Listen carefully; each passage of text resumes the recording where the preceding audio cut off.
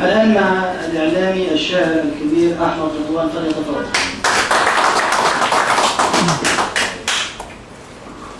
شكرا أستاذنا صالح، شكرا لك، شكرا للأستاذ أحمد، شكرا لصاحبة النكامة الأستاذة نجلاء محلم، سعيد بمعرفتك وأهلا وسهلا بالجميع مرة ثانية. أنا إعلامي أكثر من مشاهد، لكن في محاولات كده بسيطة أتمنى إنها لسه ما ركزتش، لسه أنا جاي على التوقع.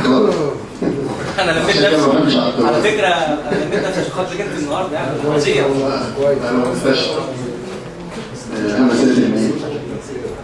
على يمينك، على يمينك يا مصر قابلت حبيبتي، ضحكت لي ويته وهي كمان ضحكت لي، فعليها كلام ما حكت لي ولون زرقة السما شافتني، وسمعنا كلام الليل في النيل وهمسنا بشوق ملوش مثيل، وبصيت في عيونها وقالت لي ومسموح لك تخطي فوق جدار قلبي، تخش القلب تتربع وتغرف الحنان وتسقي قلبك العطشان وتسهر ليلك الحيران، تسرع بخيلك الرهوان وتخطفني، وقلت لها جايلك وانا هادي بتهادى بخطوتي من خوفي، بضمك بعيون قلبي وجوفي، بحلم وانا صاحي بقربك، خيلي مربوطه ولساني مربوط، لكن سكوتي كله